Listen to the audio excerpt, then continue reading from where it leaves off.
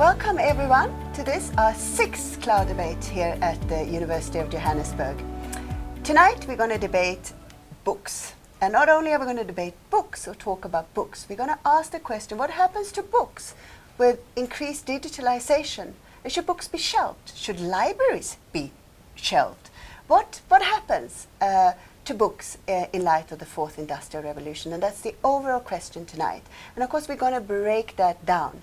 And we're going to try to do it in such a way that we also interact with all of you, our viewers at home, or listening, tuner-ins at home, I should say, or watching online.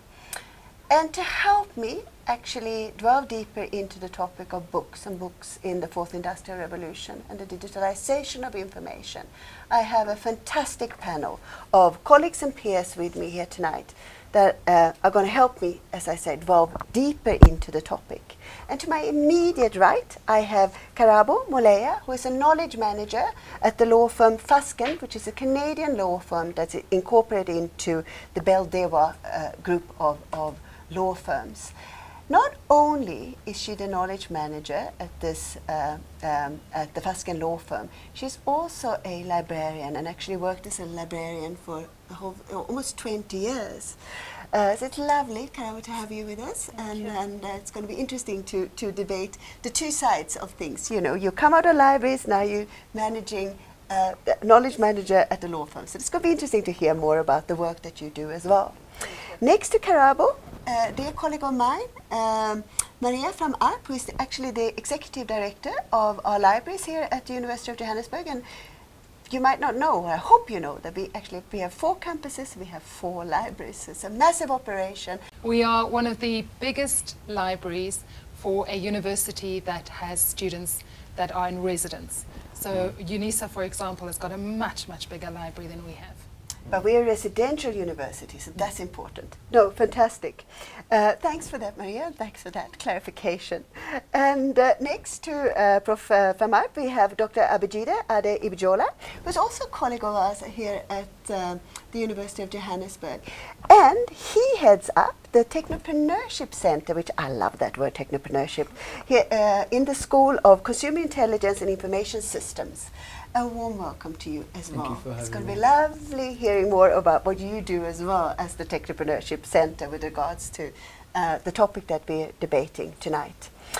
My name, as some of you might know already who have followed us before, is Ylva Rodney-Gomede, and I am a professor of communication studies here at the university, but I also quite recently, and I need to say this, stepped into a new role as the head of our international office. And of course, when we talk about the 4th Industrial Revolution, we talk about global trends and a paradigmatic shift that is a global phenomena and has everything to do with the world that we live in and internationalization. So I need to say that. Okie dokes. Without much further ado, my first question tonight to the panel, and I think I'm going to start with you, Abhijita, is about books. What happens to books in the digital era? Are they obsolete? Should we not have printed books anymore? Okay, thank you for that question. I think it's good to start by thinking, what are books? Books is just a compilation of information and knowledge of somebody somewhere at some stage of some time. So if technology could provide us a way to access them as we proceed in our journey as evolving human beings, then books may actually disappear in their natural copies. We may actually, at some age, maybe in the next 200 years, get implants in our head because we've evolved as humans, and that implants could make us read in our minds. Who knows? But I'm not going to go that far for now. I'm just saying to you, books are still here. There are many devices you can read on, and right now many libraries all over the world have digital libraries. The numbers of people coming to the library is dropping. However, the position of the library is still very strong. There are many things the library can do for us today, and we will talk about that when you bring up around the question again. I've been doing a little bit of work looking at the history of books and the history of libraries. And books have not always been in the format that we know them now. So initially, what we would consider a book was a scroll that you rolled out and then you rolled back together again. Then the next iteration was a book that was handwritten. It was very, very beautifully illustrated, and only a very few people could have access to books because they were so expensive. And then we had the advent of the printing press in the 1400s, and then books became more accessible. Some of you watching this might be young enough to remember when the pocketbook came onto the market. Small little books that you could stick in your pocket that were written in very, very small fonts so that they could pack lots and lots of information into this little book and sell it very cheaply. Now we live in an age where you can read your book on Kindle or any other device, but we also live in an age where you can now hear a book again. And so in some ways we're actually going back to the art of storytelling, the art of the audio book, which is the way most people consumed books for most of our history. So while the format in which a book, a collection of information, or a story is changing, I think our need for stories and our need for information is going to remain. So what we loosely term a book in its different formats is probably going to remain with us until it becomes an implant in our brains. Karabo, I'm going to sort of take the, you'll answer to that as well. But is it as Maria says, and for me, for example, on a personal level, I read a lot, and I realize that more and more when I read academic works or just still fact-finding sort of, more books that I like to go online and I like to read, on a Kindle but when it comes to novels and reading for pleasure, I have a completely different relationship to books. And I want to lie in my bed and I want, crumble pages and I want to feel and I like the smell of the book and so on. But that may be just me. But Karabo, what are your thoughts? You're right. It's about the touch and the feel of paper, and you're satisfied. But I think what we need to do first is to address the culture of reading and look and improve it, promote it, amongst the community. And once we have done that, let's embrace digitization slowly and see where it takes us. So for me, I still say books, hard copies, we still need them. Let's improve society and then move on. Until we address that issue, then we can explore the fourth industrial revolution. And the access issues that you're raising, Karabo, are hugely important. And maybe that's a way to, I hear you. There are various takes on this idea of should then, the topic as we framed it as, should books be shelved? And so I should be, not think about, the printed books anymore. But we'll talk a little bit more about it because I think there are a lot of angles to that to explore. But I think that what you have just raised, Karabo, is that access aspect of it. So when we talk about digital, we talk about technology, it's also an access thing. So we have access to technology on the one hand, but then of course we also have issues that are accessed then in terms of literacy and an idea of a culture of reading, for example, and how we seek out information and for what reasons we do it. Maria, as an executive director of the UJ Libraries, you cater for students. The students have different needs, of course, but it's primarily academic needs, I imagine. What role do you see the book fulfilling in terms of the academic project? Yes, I'm going to break that down into three different aspects. The first is the idea of the book and the idea of the hard copy book. What's really interesting is how much our students want to take out a hard copy book when they are learning for an exam. And I started to do a little bit more research into this, and it is very interesting. In America, a whole lot of research has come out in the last 5 years that shows when people need to learn for information. In other words, they want to read something which they want to understand and learn new information. They need to make notes. And there still seems to be something very powerful about the tactile aspect of learning. And this we know from pedagogy, that different people learn through different modalities. Some of us learn visually, others learn auditorily, others learn through a tactile feel of something. And the act of handwriting is very tactile and apparently helps us to remember things more than typing on our computer. And these are studies that have been done with young children that have grown up in a computer age. So I think the first thing is that the print versus online is a conversation around what you want to do with a book. The second aspect is what you alluded to, Ilva, our emotional connection to books. And many of us love the smell of the book, the feel of the book, the look of the book. And that is the emotional connection that we make to it. As much as we have a lot of academic works in our library, one of the most popular parts of our library, which has the highest amount of people taking things out, are actually the novels. So our novels, the novels that our librarians choose for our reading corner, are amongst the most used in our collection, which speaks to the fact that we as people want to learn about what it means to be in the world. We learn through stories, and this is as old as people and history, and especially in African culture. We are very, very good at telling stories. And then the third aspect of all of this is information, the importance of journal articles, for example, and academic work. And particularly with journal articles, there we see that people like to get those online. You want to be able to find it quickly, you want to access it fast. A lot of people skim journal articles because they're looking for specific information. But amongst students, what we see is when a journal article is specific to required reading for something that they are learning, then you see them wanting to print it out and have a hard copy. It's interesting that you point out that it is the novels then that you know that people come for. And of course I don't sit on the data right now about how many novels are read on a Kindle, for example, vis-a-vis more factual based books and information and so on. But it is an interesting thing.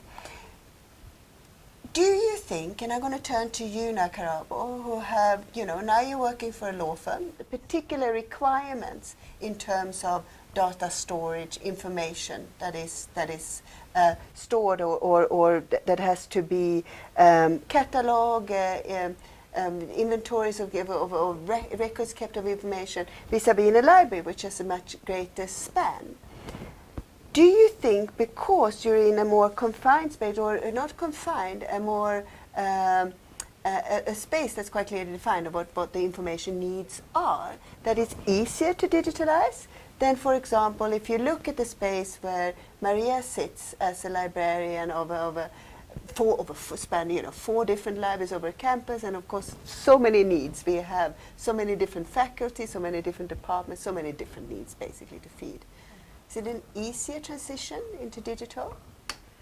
It is easier, but then again, in my space, we've got two sides. We've got our hard copies and we've got ebooks. Yeah. But I still have my lawyers who still come to the library to request information from hard copies. They still feel comfortable in holding that book and going through the index, which will direct them to a paragraph or a page. So, you would promote an ebook and say, but we've got access electronically, but they would still prefer to have hard copies. So I think it's different space, different sector, different industry, but with us in the legal fraternity, I'm not sure if we've got audiences from the sector, but they would agree with me. Yes, we embrace digitization, but we still need our books. It's interesting. So even in that sort of clearly defined, that's what I wanted to say, not confined, clearly defined space, that, that there's a sort of almost like a 50-50 take. Yes, some things can be digitalized, but there are other things that we become used to. Yeah. And I think that's what you're pointing out as well, Maria. Yeah. I think that in many ways, and I think, Abhijita, you sit in a entrepreneurial, techno space, then a technopreneurial space. Do you see that as well, that as much as you want to be entrepreneurial about this space, come up with new things? Or maybe I should phrase it differently. What are the new things? Are there middle ways between the printed and the digital? Yes. I would like to say there are other spaces. Yeah. In fact, there are things that you've not even imagined. So books, just like I said, it's a bulk of information. Experiencing that sometimes doesn't have to be in a particular channel. So with the advances in virtual reality, for example, in my space, we don't even have a single book, actually. When we do research and everything, we go your way, we do online. However, we also embed information, a lot of information, in the virtual experience, where we give people a virtual environment to experience the information. It's more fun. Sometimes it's video games. We call them serious games, where we put laws and rules of mathematical theorems in an environment. You discover it. It's with a gamepad. It's fun. You explore. Students, we've realized that also, if you look at the account of literature, recent literature, like say 20 years back, they've seen serious games as the way to go in teaching pedagogy models, as opposed to the traditional means, because your so-called digital natives from 2000s to date don't like to flip the thing. And I know the smell thing. I'm also from the smell generation of books, but then those guys are different. So we're looking at the future on my side, where it's visual, it's augmented, it's extended reality. You're in the room actually reliving an experience of a book. Yeah. If the book is a storybook, like you rightly said, and it had, say, 10 paragraphs in a chapter, all of the story in that paragraph is not going to be a movie like we've seen it in our history. It's going to be a digital experience where when I wear my VR goggles, I can go into a room and relive everything again from a 360 angle, watch people cry, watch people celebrate. And when I get out of the book, I like to use that phrase, I can truly feel like I have read every line of that book. So that's what I'm looking in my space. And I think that is important, and it comes up again and again from all three of you, is this idea of the reading experience. Yeah. And that is, of course, very different. So it's not so that we can necessarily talk about an either-or scenario, I think, that books are going to be obsolete, because actually they fulfill a different function than an audiobook, for example, or reading then on a tablet. No, not completely. If I may interrupt you. I wouldn't think that books will become obsolete. I wouldn't think so. I think like we would always have the generation that want a book on a train where there's no Wi-Fi.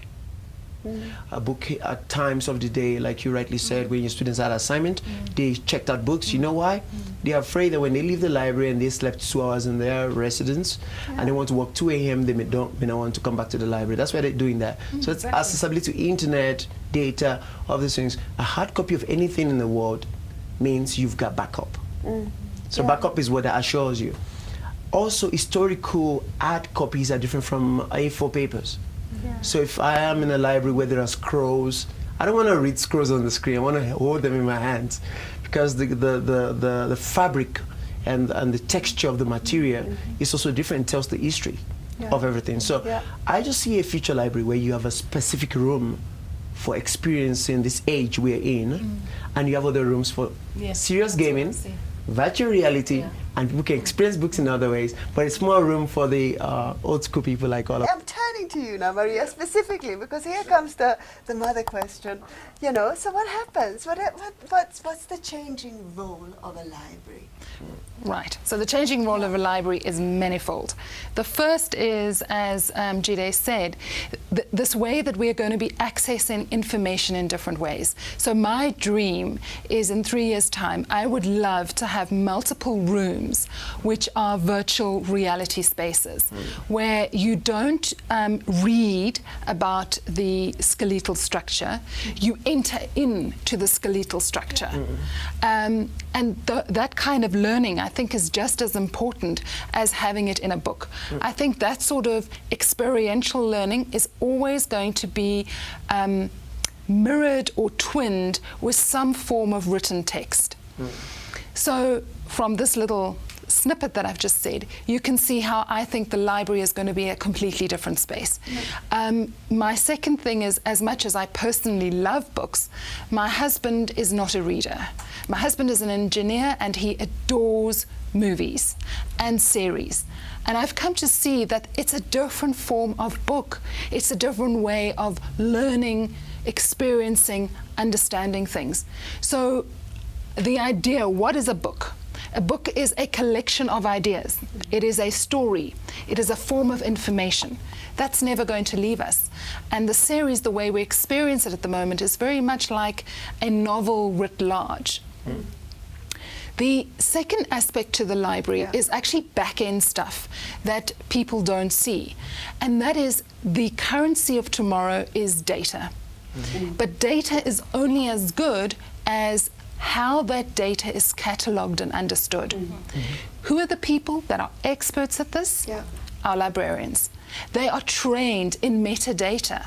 And so I think we are going to see more people actually becoming librarians and working in that form of libraryship. So this managing data, understanding data, cataloging it, etc. And then I think the third aspect to libraries, in at least the next century that we're living in, is going to be libraries as social spaces. We've begun to see that at UJ. Our most common spaces are our discussion rooms, and a university like the Max Planck Institute in Germany, they don't have a library with any books in it, but they have space. They have space where people come and meet. So they discuss everything on their tablets and devices, but for them, the library is a meeting space. And that's why I like to use the word library rather than information center, because it harks back to that conversation, that engaging with information. And that's what we love doing as humans. We are curious beings. No, for sure we are. I think lawyers are equally curious, aren't they? But what is the sort of knowledge management system then? And is there changing role even in that space?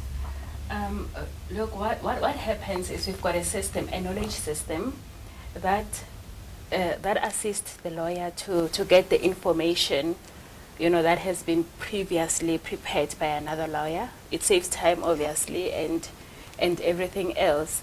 But I'm still to see a system, an artificial intelligence system or fourth IR system, where a lawyer would say to the system, I need a legal definition for ordinary day, or normal day or every day in a legal perspective.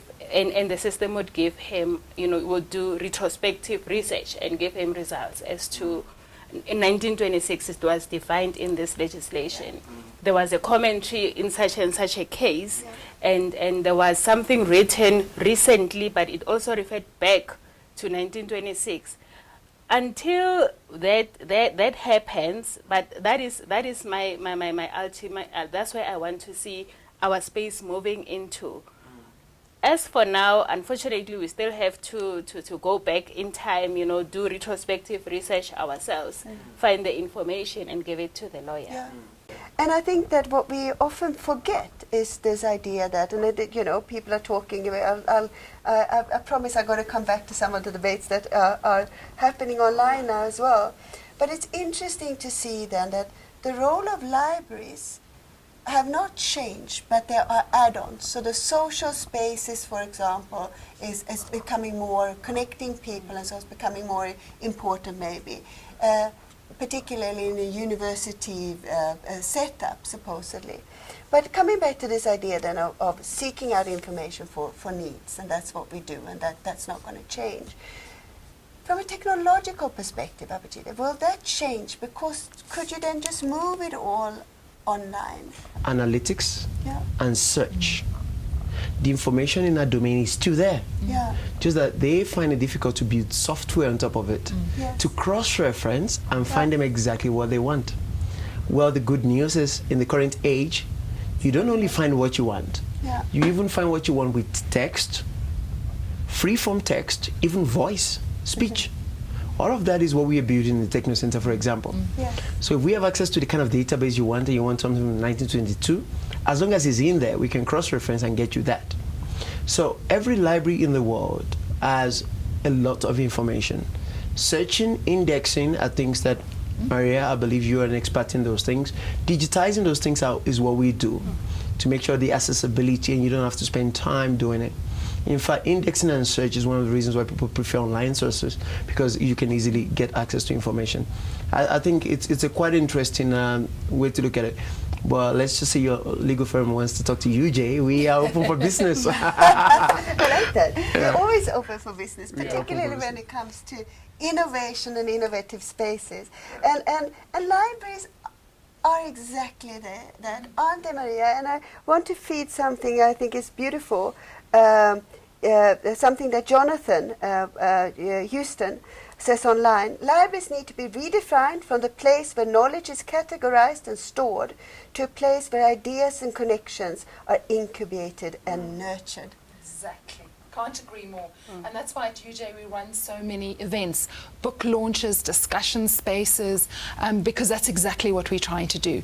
Get people to come and to connect with ideas.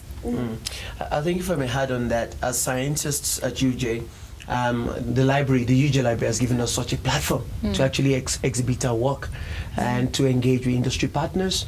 So anytime we don't want to remain restrained into the lab, we just talk to the UJ library, because UJ library has moved on from the traditional library. They've become like the sales person of every information out there, everything, pretty much. And that's what librarians love to do. We love to collect information and share it. And I think that's why libraries, in inverted commas perhaps, will continue, because our job is to find, store and share information, and that's what we love doing, whether it's book form or some of Dr. G's most amazing new inventions. And also to add on, I think the role of the library and the role of the librarian has changed. You know, and there is so much change, to an extent that that's why we now call libraries knowledge centers, because there is so much knowledge, and the person that's in that library has so much knowledge that you can't take it away from them. I mean, they are the custodian of information. They really are, and it's interesting. I mean, I'm just thinking, and I can't remember, but I was in high school, so at the time, and I worked for a summer at the local library, and I grew up in a very small town, very, very tiny little town, and there was the local library. But I was fascinated. It was I got soaked up in the, I was immersed in this library. And of course I was, tasked with putting books back on shelves. That's what I did. And as I'm putting them back, I start to read them. And in a small library, it's difficult to hide. So, I was the worst, sort of intern. Worst shelver. Exactly, they've ever had. But I loved it. I loved it. I really, really loved it.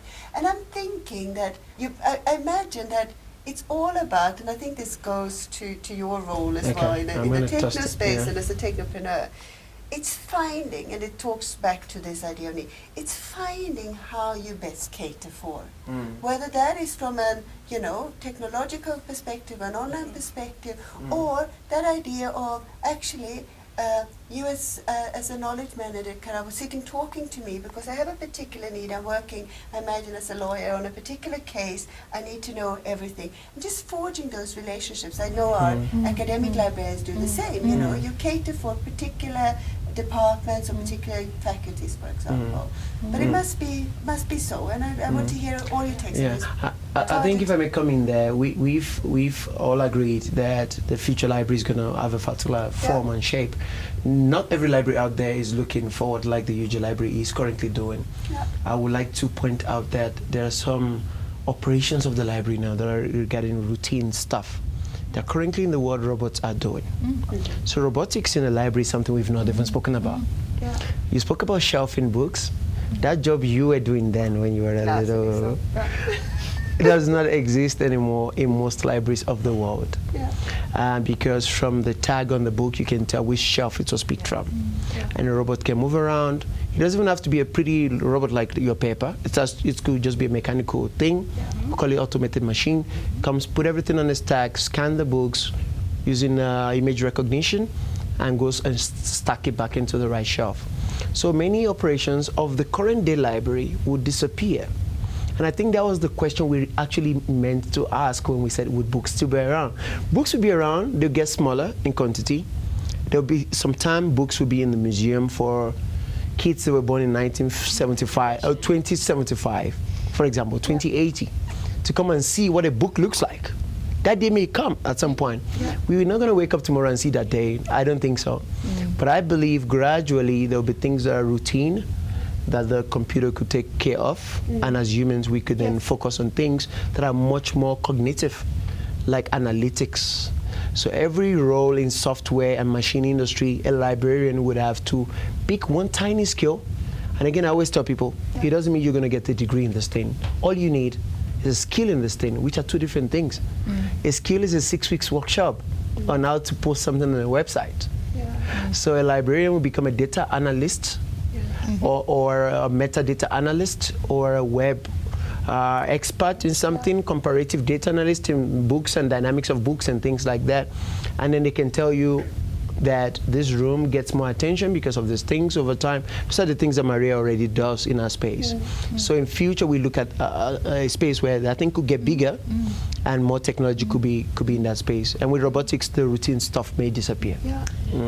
So our shelvers now have each have a mobile phone, and the mobile phone you just put in front of a row of books and it reads, have these books been misshelved, what is missing, gives you real-time stock taking.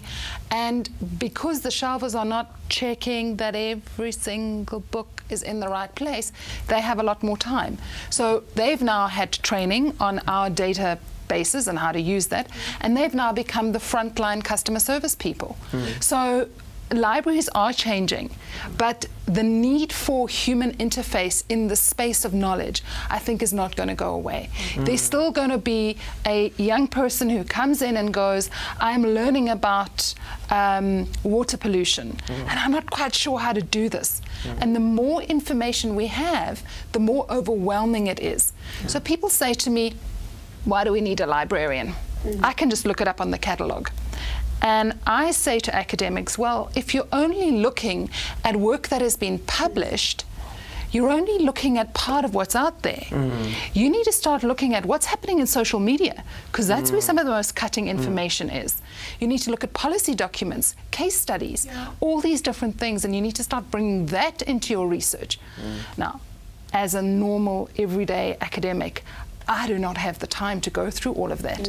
But this is where librarians come in. We're skilled in using the software, and we can help you with those sorts of things. Can I see you making notes, Karabo? Okay, Karabo, you can go for this one, but come back to me. I just want to agree with Dr. G there, where he says, you know, we need to embrace, it is coming, you know, it is not yet here, it is coming. We need to embrace it. Yes, I completely agree. And at the same time, I want to say, I think, you know, it's different space, different sector. I'm still going back to my law library. Yes, we've got ebooks, and we've got students coming from your universities into our law firms to do their articles. And they come to you, and the first thing they tell you is about Google. I mean, like, really, you want to become the best lawyer, and you're telling me about Google. What happened to research skills? That's where the librarian come in. You know, that's where the librarian comes in, and research starts with a hard copy to say this is your starting point, and oh, by the way, this is all available electronically. So yes. We are embracing it. We are using the resources, but I think what we also need to do is to improve for universities. This goes out to you. Improve and nurture the skills of your students so that when they come to the working world, where everything is happening practically, then they can be able to move on. Here's the thing about that skill of a librarian to point you to the right resource. That skill will also soon disappear. May I remind you, now we have algorithms in NLP that knows what every librarian in the world knows. So, and they have more resources than a librarian can ever think of. So a librarian probably is formed of 3, 4, 10 books, 20 books that actually address this issue, pointing to a particular shelf. However, because of the depth of information on the World Wide Web, an AI algorithm would have access to, say, 5 billion of those That's more than 1,000 libraries, big libraries put together, Library of Congress included. Now, when you look at that, the AI just needs to do stuff like natural language generation to write a literature review for you. The future is that we would have algorithms that you can say, here's my research topic, help me. Like, do you want me to give you a literature review? Like, I wouldn't mind. How many pages would you want? 20 pages. And then just see a loading, what's it called, progress bar. You can download the PDF now. And to be original, if you test it on Turnitin or any plagiarism checker, it has to be original. You know why that is possible? It's possible because of the rules that are available for an AI to use. A book and the other next material, if you give it a topic, from the topic it can map out all the things that need to be done and then do it. I think the future library, however, has librarians that are much more technical, if I may say. Right now we have librarians that are technical and also physically available to put in manpower. They may not even require much manpower in future. They may require, what's it called, a mental power, if there's anything like that, where they actually think more to give you analytics. And they can be part of these tools that we're going to build. Because we are building these tools, they're going to happen. If we don't, Europe and Americans, we build it. And I think that is exactly the role of the librarian going forward. It's going to be, as Karabo was saying, to teach people how to manage and find all this information. Because you know, you want to look at water pollution, but you don't want a 50-page document on this. So that's part A. But part B is around the critical analysis of all this information. So the more information we have, the more we need to learn to become critical of it. What does it mean? How do we apply it? And that's where the human side comes in. So I'm going to shift the discussion a little bit, and it's coming up quite pertinently through the online discussion as well, and that is about access. So access to libraries, access to reading, access to books. Does technology hinder, does the digitalization or the digital revolution hinder the access to libraries, to knowledge, or does it open it up? I think that's along the lines of technological discrimination, I like to call it. If you're in a township, there's no electricity, you don't have a device. For you, it hinders. You want a physical library now. You want to be in the age of 20 years ago. However, if you're in the World Wide Web and you're fourth industrial revolution, you're tech, all of your things are IoT devices, then you prefer to access it anytime you want. You don't want to get to use it first. You want to have a speech in your house where your screen shows up information about something. So I think there's no one answer to that. It depends on who you are, what devices you have in your hand. That's how I would like to answer that. You know, before we continue, it's something interesting actually, and I'm going to read it out, and it's Lydia Creamer who says online that, you know, I'm playing the devil's advocate here, she says, you know, but is it fair to, you know, when people don't have access, and, you know, particularly in the context of South Africa and Africa, to throw them into this digital revolution without, you know. I think Lydia is right. We need to look into access versus ownership. I mean, like you're saying, you in the rural areas, you don't have access to electronics, to technology. You don't have money to buy data. But there's a library around the corner where you can get that book. So I think it's just an issue of access versus ownership. Are we ready? Is it happening, and is everybody going to have access to the digital book? I would like to say it's not going to be everyone. So let's clarify that first. Even if we live in the year 2050, it still won't be everyone. You all will agree that there's always that fun place you drive to when you want to have like a vacation, and everybody switch off their mobile phone, and then you can relate to that. So there'll be a time where there's so much tech. You agree with me that mobile phones became popular in the early 2000s. Up to today, not everybody still has one. Not even the internet one, just a simple one. So I don't think that day would come where everyone is going to have access to anything, even technology aside. But I would like to say that for the future, an example is the prisons.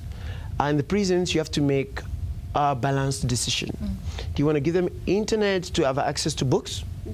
Or do you want to allow them on the World Wide Web to do other things when they are on the inside? So access is a different debate from books and libraries, in my opinion. Books and libraries are like everything we have always had access to. We just need to see medium. Do you have a medium? Yes, there you go. You don't have a medium, then here's a traditional library for you.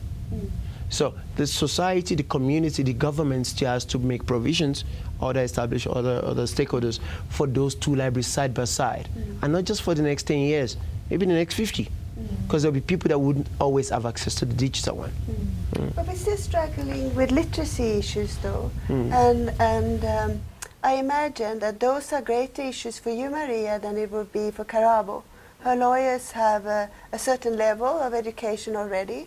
We assume that our students have that, supposedly, when they enter university, but it's still quite uneven. So the access issues remain, not only the technological, they also still remain the literacy issues. As a group of librarians the other day, and we were saying that really there are two access points. There's digital information access and then information literacy. So digital literacy and information literacy. And really, as librarians, we need to be dealing with both of these.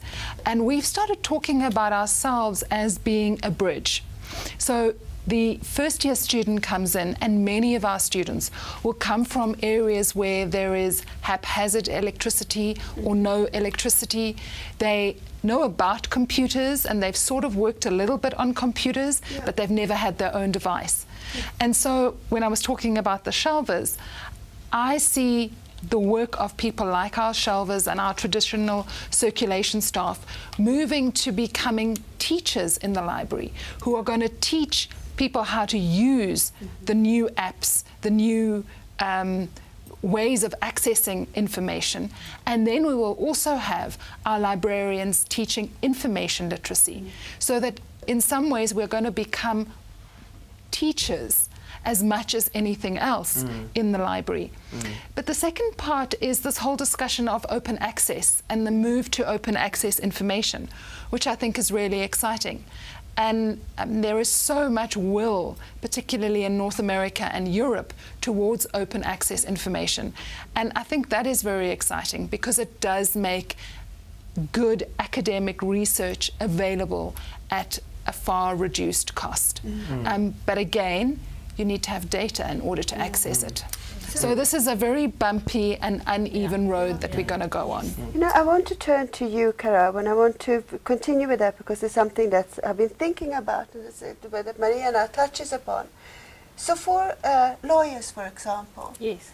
I imagine that this is a world, the law literature, and then particularly when we talk about access to particular cases and so on, it's been quite a closed-off world to many. It's not so, you know. Law firms keep their own records, their own libraries. Yes. But is there an opportunity now for opening up to the public, making it accessible to a broader layer of the public or a broader audience?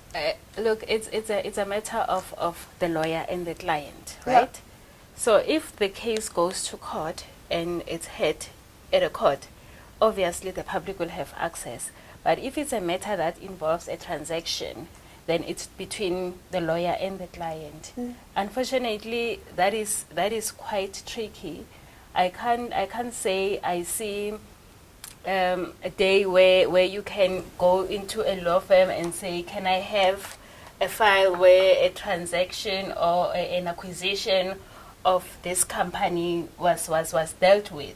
I don't see that happening, but it's closed information and accessible to internal people.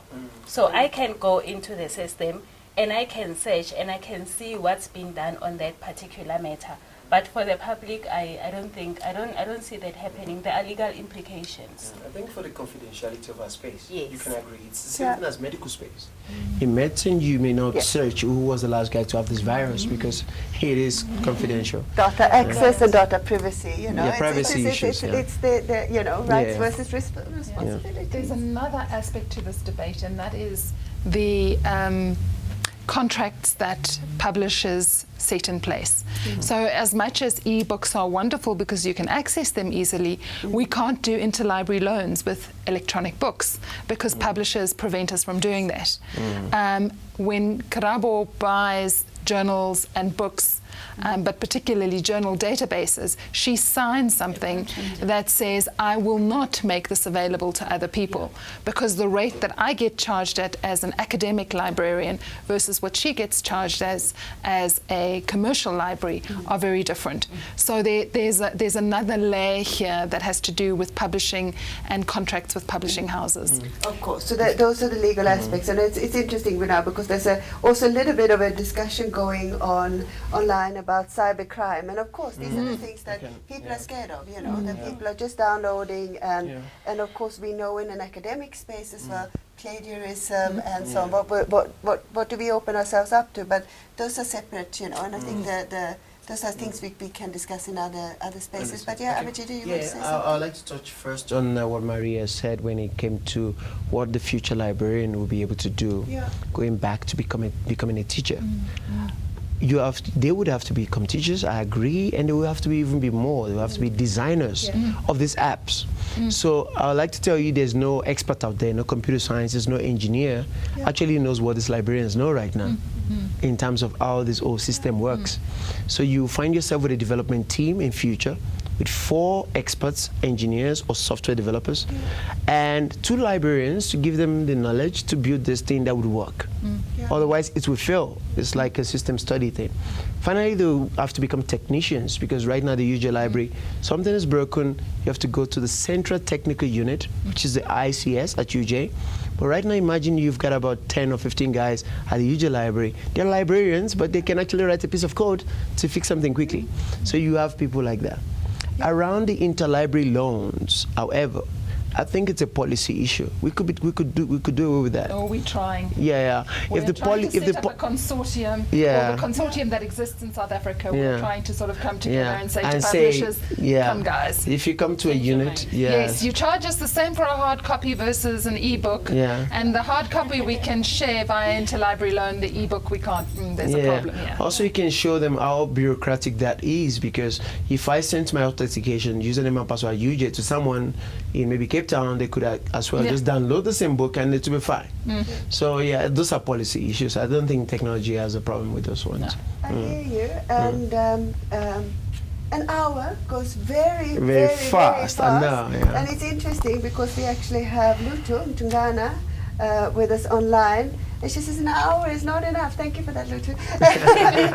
To discuss these things, because it is, you know, there's so much we can say and we should be saying, and you think that you will have enough time to delve really deep into things, but you know, as conversations go, I've taken away a lot of things, and I'm going to give you all a chance to come back to some of the things that we have picked up on in the discussion, to sort of just briefly wrap up. And I mean, my sense is that we are all very clear on that there are different needs, there are different roles that we play, there are technology as enabling, but access issues will always be there, or not, hopefully not always, but they are there. Looking ahead, looking into a future, near and far. Futures are both near and far. They're happening as we speak. What do you foresee for knowledge management? And I think knowledge management is such a beautiful word, or, you know, knowledge access and knowledge management and all of these things that we are talking about.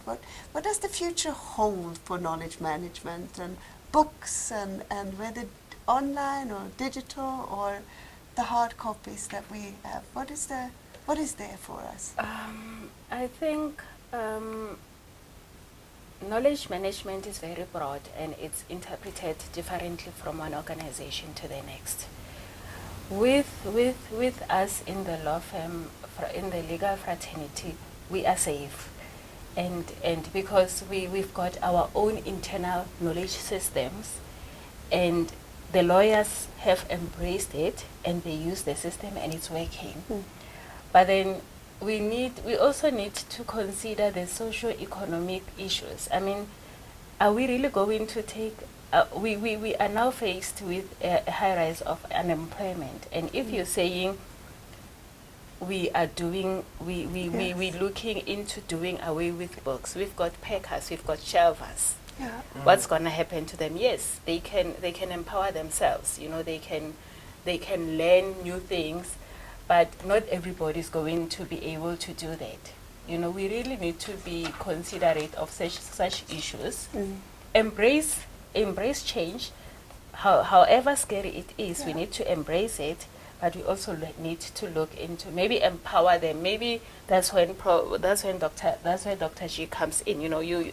I'm going to give you all these shelvers to you empower them and bring them into your technological world. Yes. Yeah. Yes. Maria? So I think the future of libraries is incredibly exciting. I think we're going to see libraries that will have virtual reality spaces. My big dream is to see librarians really becoming part of research teams as they help to find different information that's needed.